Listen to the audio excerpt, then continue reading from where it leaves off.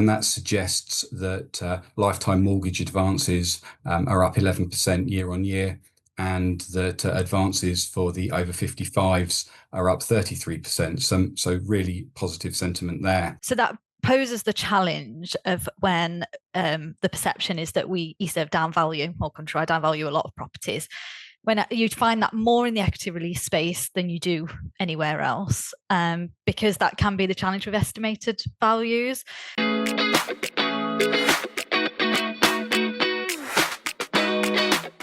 Hi everyone, and welcome to Purely in Conversation, Later Life Lending with Pure Retirement. I'm your host, Jane Mullin, and I'm delighted to be joined today by our guest, Lucy Bourn, Technical Surveying Manager at e.surv, and Andrew Peters, Associate Director of Technical Services at Countrywide. Morning both, how are you? Morning. Thanks. Good, thanks. Are you? Good, yeah, good, thank you. It's great to have you both on today. I'm really looking forward to kind of delving into the surveying world when it comes to lifetime mortgages. And I think we'll have some great content for our audience to listen to.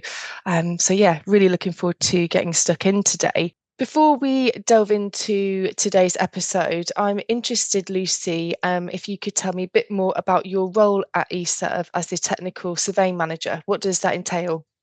Yeah, so I've been with e.surv now for 4 years. Started my journey with e.surv as a surveyor on the ladder, but particularly found a passion for the later life lending sector. And 2 years ago, we developed a specialist equity release team. So I joined that wanting to further enhance my skills in the specialism, and I now dedicate my time training our surveyors, supporting them with complex properties, supporting our lenders with, again, complex properties, lender criteria. So my day is very varied, but all things equity release. Oh, and lots of experience as well in different parts, it sounds like, which is always great. Oh, good. And Andrew, the same to yourself, really. So as Associate Director of Technical Service with Countrywide, tell us a bit more about your role. Yep, so I've been with Countrywide for the last 12, 13 years. I started on their trainee scheme and have worked through various different job roles.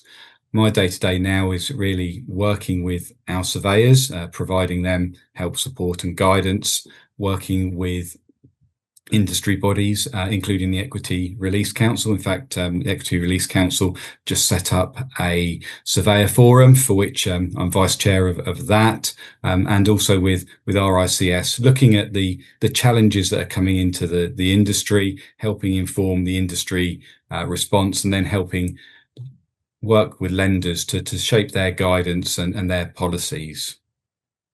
Oh, brilliant. Oh, that sounds really interesting. Do you enjoy it?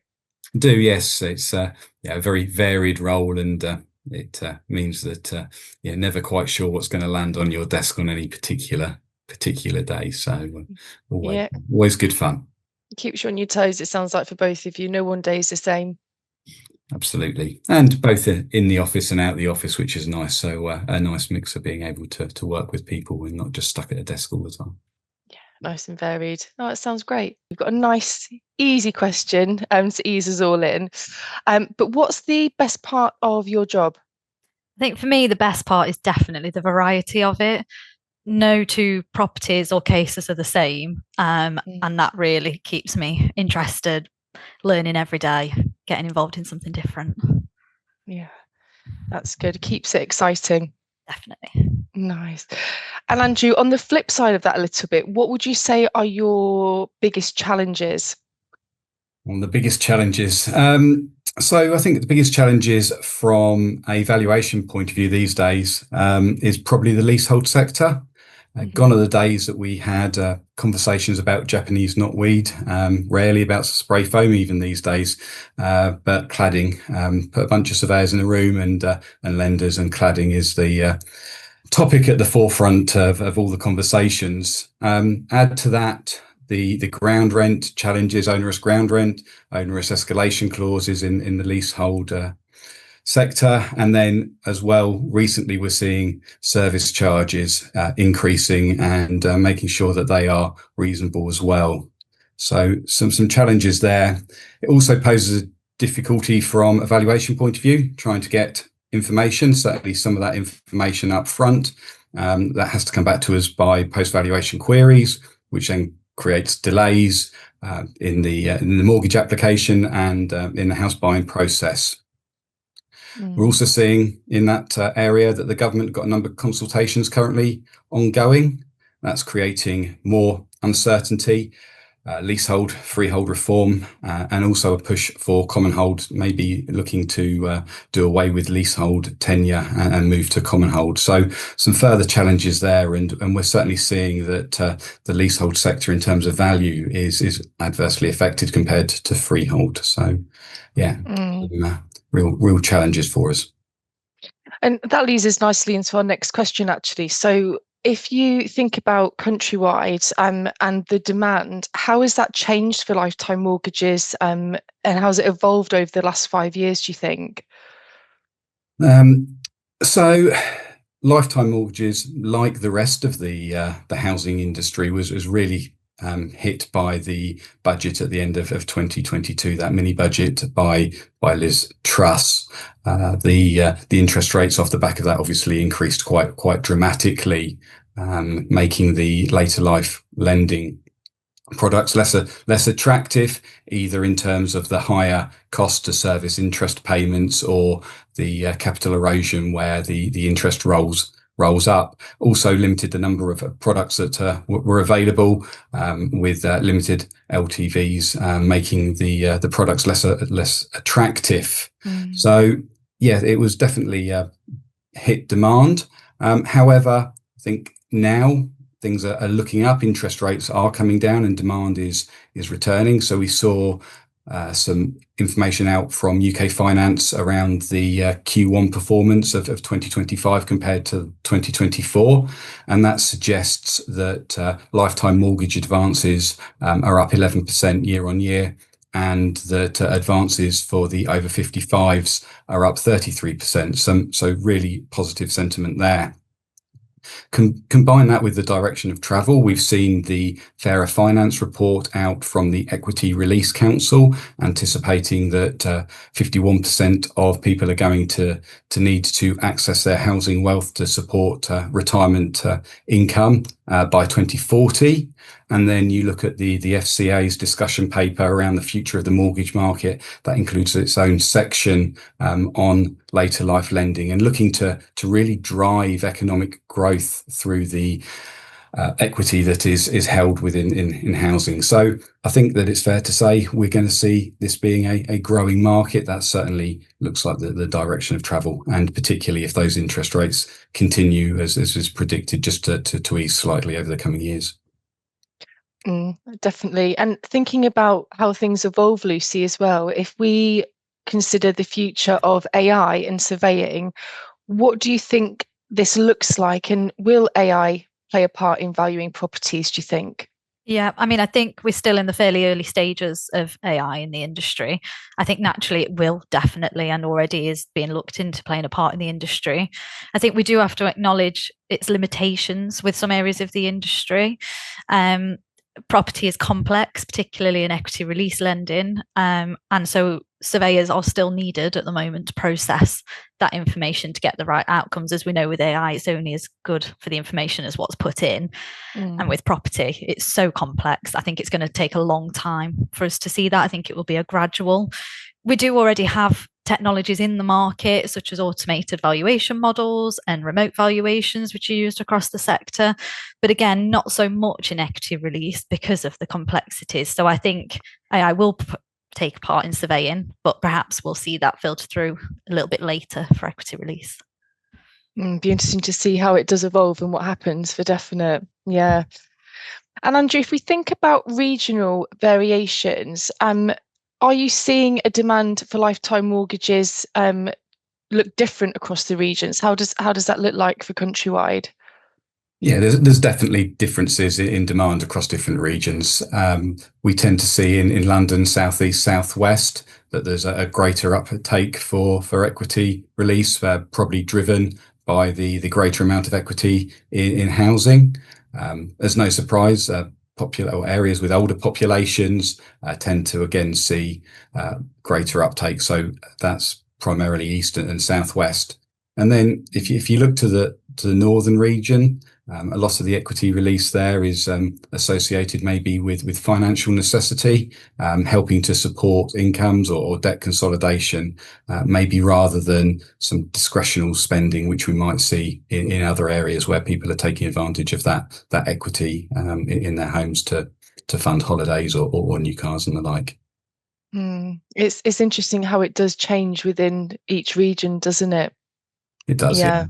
And I think it's only going to evolve as it becomes more commonplace. I think there's still getting over the historic blight of equity release lending and things like that. So I think that now there's far more focus on this, that we'll only see that progress and change. And Lucy, Andrew mentioned some challenges earlier on, but when it comes to e.surv, what unique challenges do surveyors face when valuing properties for a lifetime mortgage? So for lifetime mortgages, the biggest demographic are for remortgages rather than purchasers, which gives us less transactional history on the property for us and also for the customer. Their age demographic, obviously 55 plus. A lot of people have been in their homes for 20 plus years, and so perhaps they've got no idea of what their property value is worth. So that poses the challenge of when the perception is that we e.surv downvalue, or Countrywide downvalue a lot of properties, when you find that more in the equity release space than you do anywhere else, because that can be the challenge with estimated values.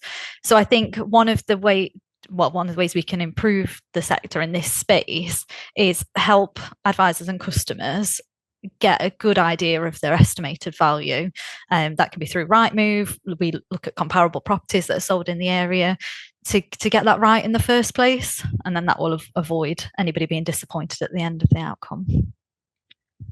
Yeah, absolutely. And to follow on from that, Andrew, what can you share when it comes to the difference between a valuation and a survey, and why people purchasing a property need to get a survey and not rely on the valuation?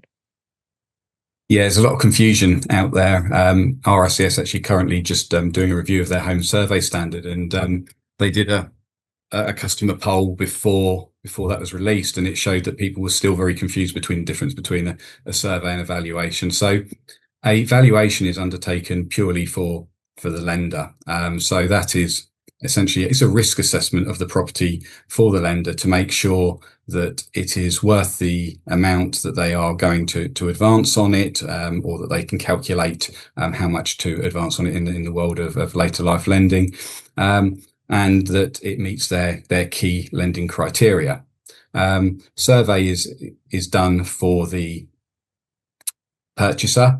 It provides far more information on the property, provides a lot information about the condition of the property, any significant defects, so that the consumer is fully informed of the condition of the property before purchasing it. Lenders are only worried about real significant defects that will potentially affect their security, whereas obviously for a buyer there are far more wide-ranging considerations when purchasing a property.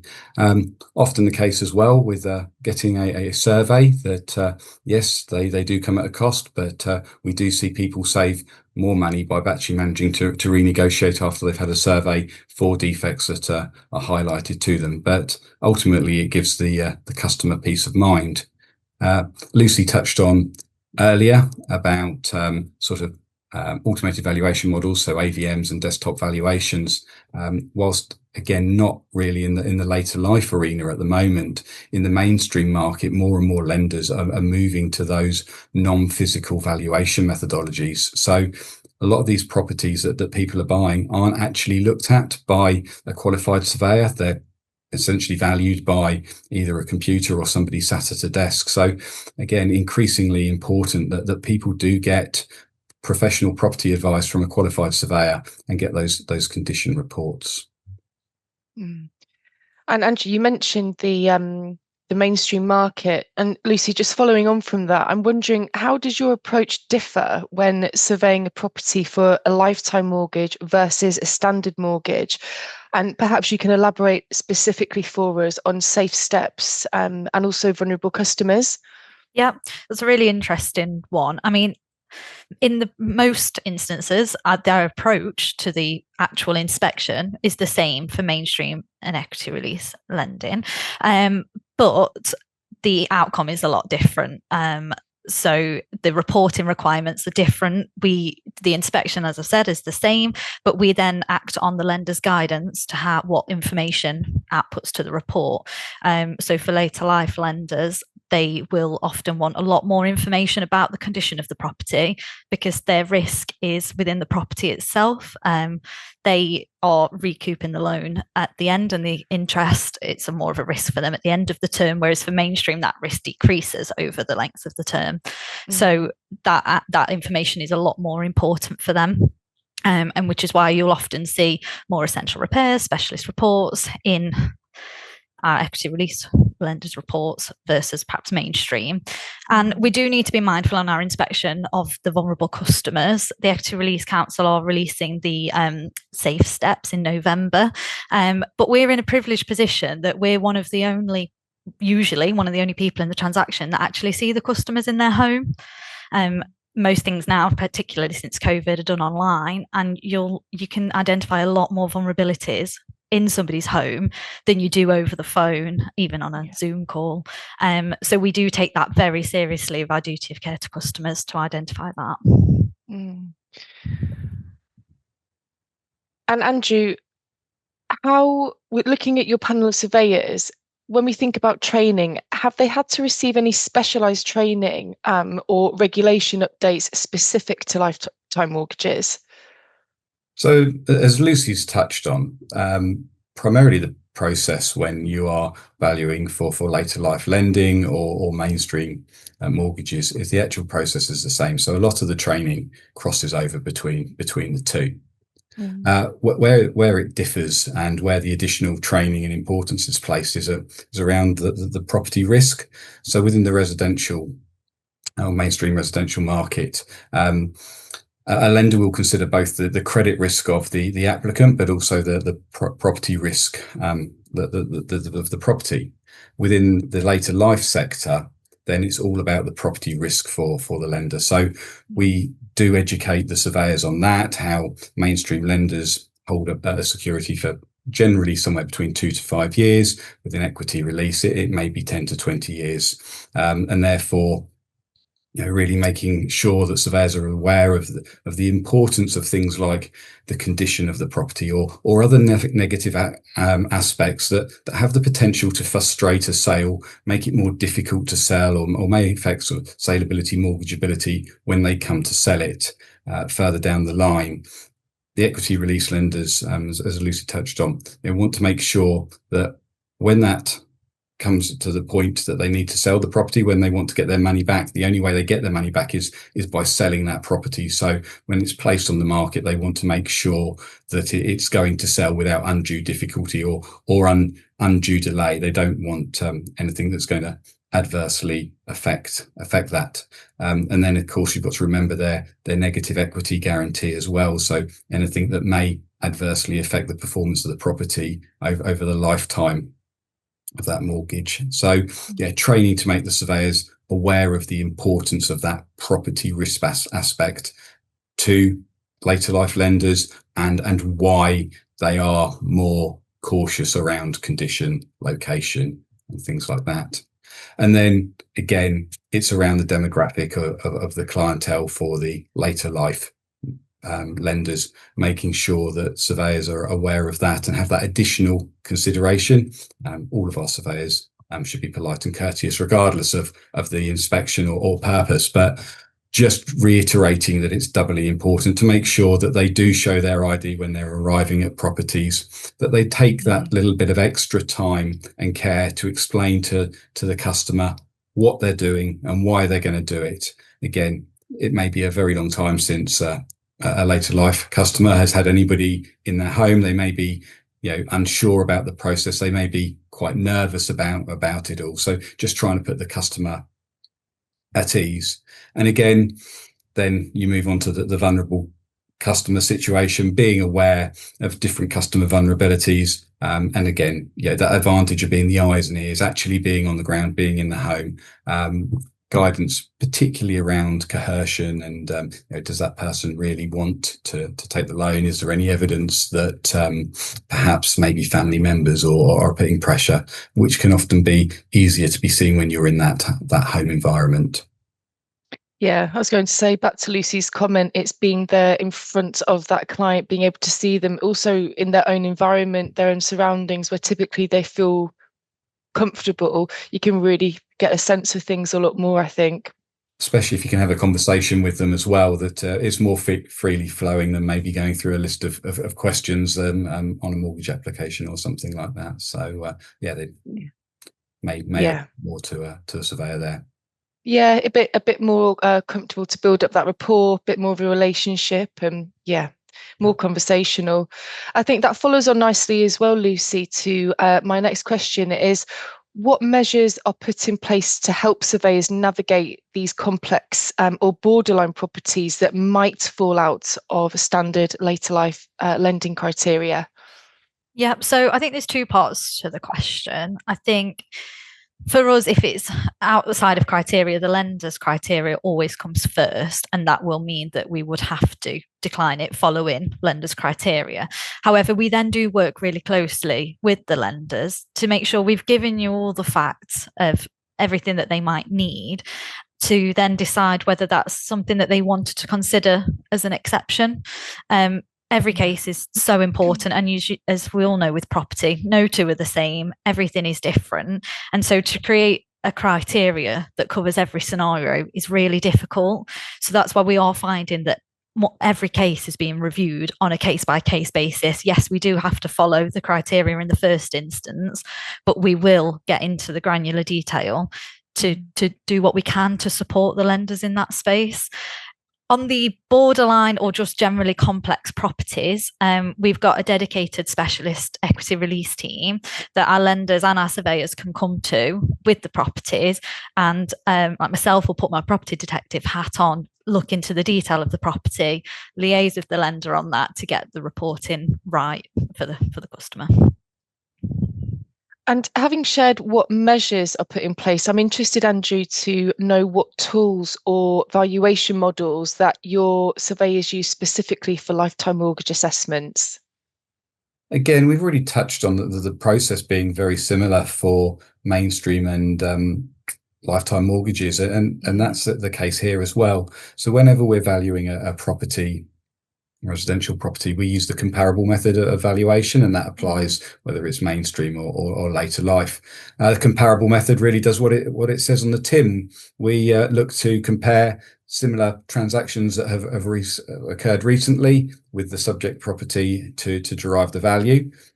It's rare to be able to get two exactly the same properties. We generally use three comparables, so very rare to get three exactly the same properties, but we will adjust the comparables for any differences in things like size, location, condition to arrive at our valuation.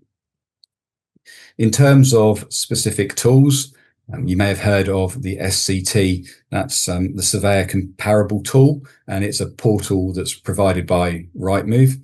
So obviously there's the Rightmove everybody will be familiar with, that provides properties that are for sale. Well, this portal collates data of not just properties that are currently for sale, but properties that have sold historically as well. So the surveyor can use that tool to select their comparable evidence. It provides them information about when the property came to the market, when it was sold, what price it sold at, what price it was registered with HMLR at. It also has the historic photographs and the floor plans. So the property that the surveyor has a real rich data source of information that they can use to compare the different properties, make those adjustments and arrive at their valuation. Sounds like a very thorough process with tools at their disposal in order to get to the right outcome. Absolutely. And again, we touched on technology earlier and AI, and the developments in the availability of data really do mean that surveyors do have more and more information, which really helps with the accuracy of the valuation. And again, occasionally evaluation does get challenged, and we'll always go back and review it where appropriate. But we do tend to find that because of that access to much more information than is available to the general public and to brokers, that our valuations are usually more all-encompassing and thankfully normally right. Yeah, for sure. And Lucy, perhaps thinking more on the demand side of things now. So if we consider hotspot areas, some surveys have to be booked in advance due to survey capacity. So is there a plan in place for this moving forwards? Yeah, so we're always mindful of this. And if we do identify that there's a hotspot area, we are always recruiting for surveyors, whether that's already qualified experienced surveyors, but we also have our graduate programme to train and assist people with becoming qualified. But as you can appreciate, both of those take time to do. And even the qualified surveyors, we ensure that when they start with us, that they understand all our lenders' criteria. So once they're out on the road, they fully know about their local area and our guidance. So there will be some hotspots from time to time, but we're always reviewing this and doing what we can to improve the turnaround. Mm-hmm. And if we stay with you, Lucy, for a moment, when you consider how you and your team balance the lender's risk appetite with fair market value, how is this done in the context of lifetime mortgage lending? So across the board for fair market value, all surveyors are governed by the RICS, and we follow the Red Book for valuation. So that is across the board for all valuations. That doesn't differ, as Andrew's already touched on, for mainstream and later life lending. And for all types of lending, as Andrew's touched on, we'll consider anything that might affect the valuation, locational factors, anything that will affect saleability will be reflected in the valuation. Lender guidance will be considered, but that won't necessarily impact the fair market value. Mm-hmm. And Andrew, the future of EWS1s, we're interested to know what that looks like and also how these are dealt with by the rest of the market as well. Okay. EWS1, always a subject that's of interest, and usually gets a bit of a groan as well.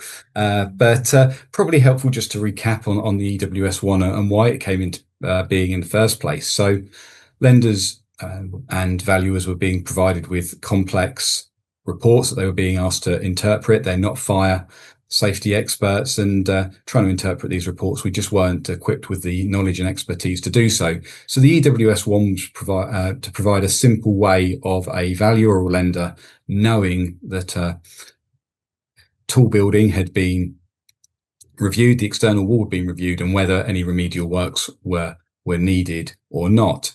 Now, the EWS1 has come into some criticism, it's fair to say, but actually I think the market's been a far better place with it than it would have been without it, because it has provided that clarity which has allowed mortgage lending to go on where the buildings didn't need any remediation. We then had the Building Safety Act, and that's again provided some assurance in terms of costs for remediation. So where buildings did need remediation, it means that in most instances the cost of remediation works of the cladding at least should be covered by the one of the funding mechanisms. That's allowed the mainstream lenders to return to lending in that market, and we've largely seen demand for buildings, even if they did need remediation, return, which has been a real positive. There's been a few challenges this year around EWS1s, and people may be familiar. Unfortunately, we had a fire engineer that was suspended by his professional body and later expelled. He was a fire engineer that had completed a good proportion of the EWS1s that were there, so that caused some disruption. And also the EWS1 reached its 5-year anniversary in December last year. When the EWS1 came into being, I think we thought that 5 years would be sufficient for these issues to be resolved. But back then we were only talking about the buildings that were over 18 metres. Now it obviously encompasses buildings at all heights. But we do see sort of some more stability in the market in terms of cladding. Where is it going? Well, the RICS have currently got a consultation. They've reviewed their guidance about where EWS1 forms are required. So in the original guidance, it's very binary in terms of the higher risk materials. That was your aluminium composite material, your metal composite material, and your high pressure laminate. And as soon as a building had the potential for any type of those materials to be present, then you were down the EWS1 route. The new guidance proposes a more proportionate approach, allowing a tolerance to those materials before you would need an EWS1 form. So in terms of buildings 1 to 4 story category and the 5 and 6, we should, if that guidance gets passed at consultation, see a reduction in the number of EWS1 forms that are required for those buildings, which will hopefully be a positive. The guidance also recognises the role of the FRA EW. So that's a fire risk assessment of the external wall of the building, which is something that is now required where cladding is present. We're increasingly under pressure from some lenders and from MHCLG to use the FRA EW instead of the EWS1 to confirm whether a building needs remediation or not. Now, there's some complications over that. Obviously, touched on why the EWS1 form came into place in the first place, and we don't want to be returning to the situation where valuers and lenders are provided with complex reports. So the updated guidance provides a very tight framework where it's reasonable for a valuer to look at an FRA EW, what it would be reasonable for them to look at, what it wouldn't be required to look at, and what the FRA EW needs to contain. So hopefully that will help with FRAs. FRA-EW, sorry, being used instead of EWS1s. It's also something that MHCLG are particularly keen on. The PAS 9980 standard, which is a standard by which external walls have to be reviewed and feeds into the FRA-EW report, is also under review at the moment. And I know that MHCLG are keen to see that that includes those aspects that the valuer needs to be able to make a decision, so that that EWS1 form can be superseded and replaced by the FRA EW. And of course, the end goal is that once the buildings are all remediated, then hopefully we can go back to the situation that we were at before Grenfell and all of this. And actually, it's reasonable for us to assume that the buildings have been constructed appropriately and there are no fire safety defects. But unfortunately, I think that that may be some way off yet. Well, thanks, Andrew. That was, really informative and lots of detail there regarding ESW1s. Thank you for that. Lucy, I've got a bit of a broader question for you coming up next, but I'd like to ask, what is your biggest tip that you could give to our later life advisors and ultimately their clients? I think preparation is key. I think ensuring that advisors prepare their customer to know what is going to happen next in the process, that they're going to receive some communication from a surveying firm to make an appointment to visit the property. We have developed a leaflet, which is on the website for advisors to share, just to tell them what the steps are, who they'll be contacted by, because we know in this age demographic, people are unsure about answering phone calls from unknown numbers. Somebody coming around to their property, it's a daunting experience, but I think managing their expectations of what's to come really will ease their mind with that. Another part of the preparation is ensuring that the surveyor can inspect the whole of the property freely, so no locked rooms. They'll need to access every room in the property and as clear as possible to inspect everything they need to see to report back to the lender. And the only other tip I would give is a lot of the clients will look at maybe numerous lenders as part of the process of later life lending. And you will find that even with the same surveyor visiting the property, that between the lenders, the reporting is slightly different. Now, that's not because the surveyors changed their mind on the day, on the next appointment. It is because we do follow the lender's guidance, and the lender's guidance on a topic such as single skim, for example, their guidance on how we calculate that single skim percentage does vary between the lenders, and that does create a lot of confusion. That we've reported X% for one lender and X% for another doesn't mean that calculation's wrong. It is just we are following that lender's guidance in that aspect, and managing those expectations will make a smoother customer journey. Yeah, definitely. I think you've mentioned preparation is absolutely key for everything, isn't it? And we've mentioned complex cases a couple of times throughout this episode. And Andrew, when we do think about those specific cases, so dare I say it, spray foam, clutter, property condition, etc., how are those complex property types being used for lifetime mortgages? Yeah, this really ties back to the earlier discussions on property being everything in the later life market. So I know that these are particular hot topic areas for brokers, and often are the reason for decline. So in respect of these properties, condition, obviously, with condition, when we're not talking about a dated kitchen or a dated bathroom, if the property is otherwise well presented and cared for and looked after, maintained, then a dated kitchen and dated bathrooms not an issue.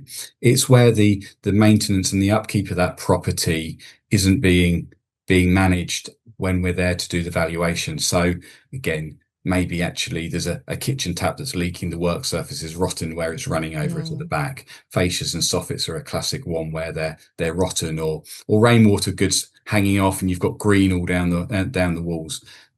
We had a recent case where we had ivy growing up a property, but it wasn't just growing up the wall, it was growing all through the roof. It was under the tiles and actually getting into the roof void. So clearly lack of any kind of maintenance and repair.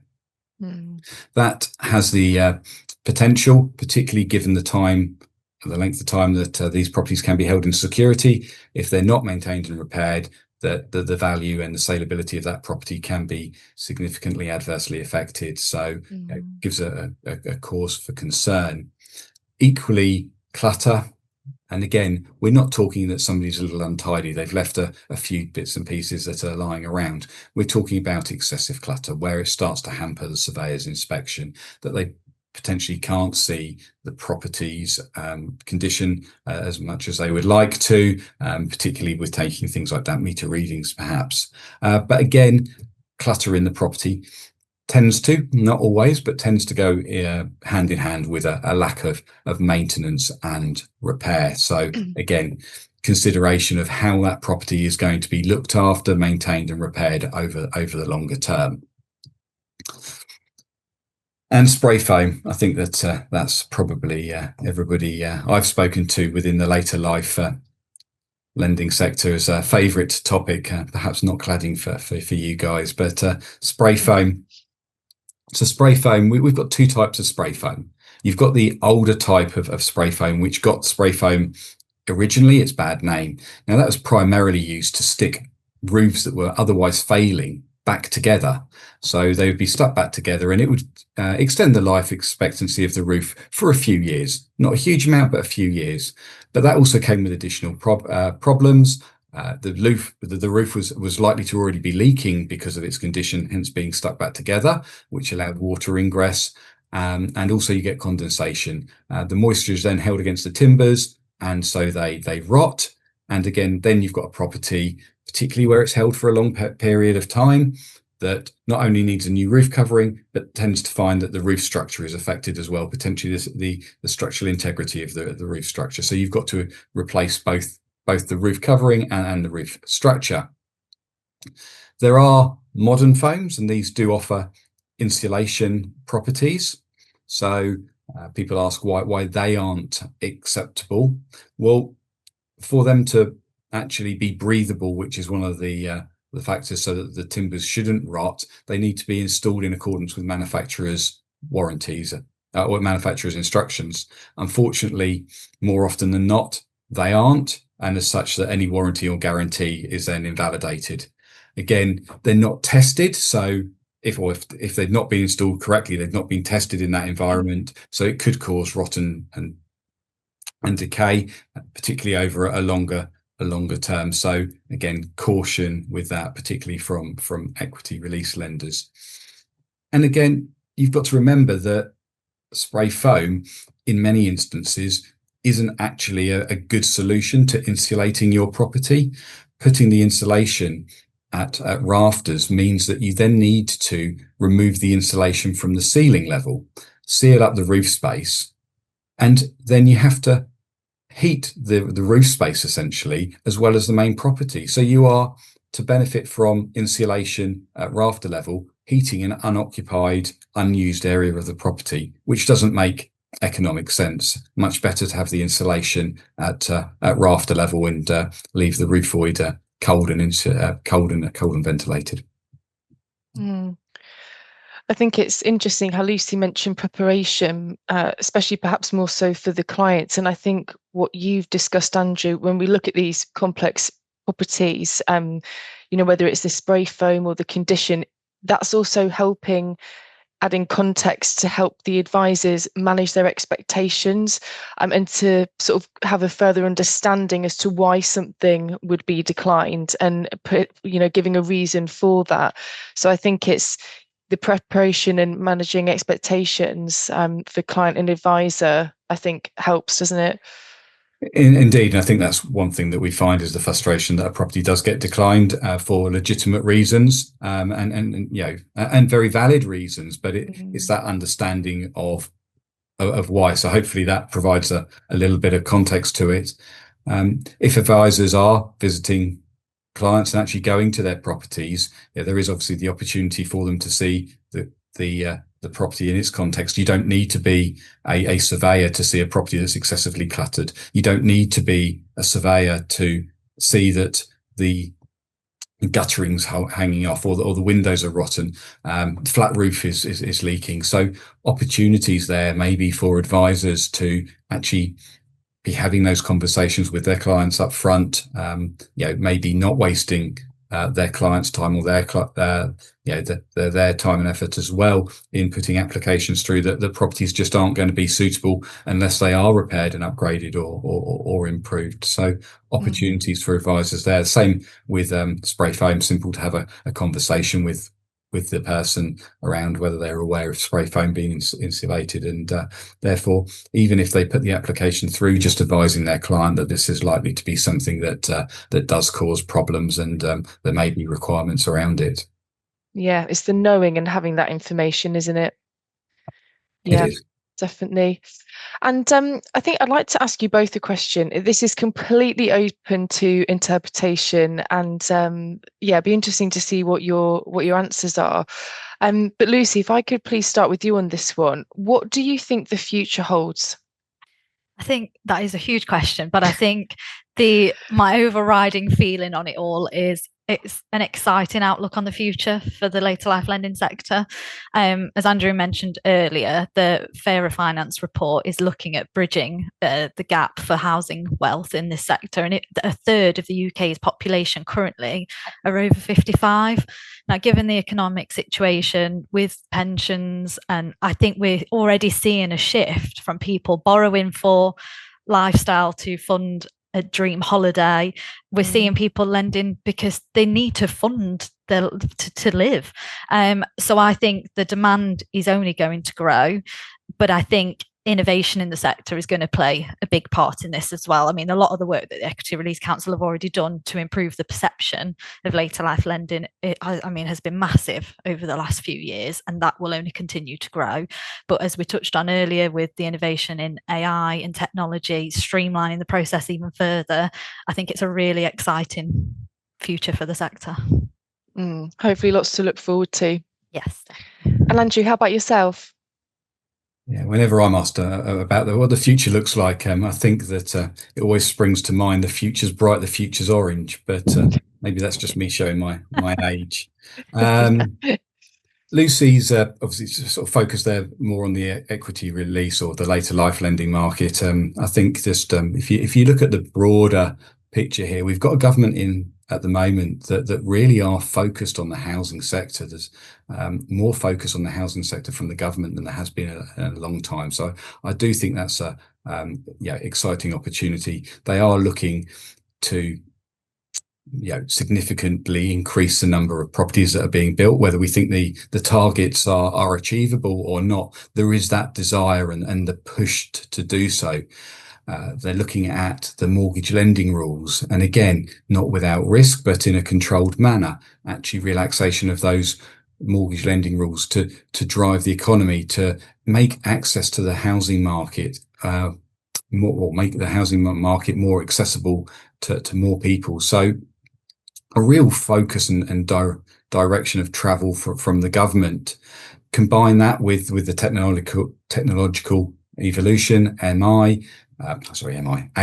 being able to provide information and data. There's a wealth of data out there if we can access it at the right time. There's some real opportunities for the industry as a whole to start providing data to the right parties at the right time to improve the house buying and selling process, to speed it up, which will hopefully see a reduction in fall through rates. So real opportunities there for some improvements. And at the heart of all this, we've got to remember the customer, to drive some real good customer outcomes if we get this right. So I do think the future is exciting, and hopefully some real positives there.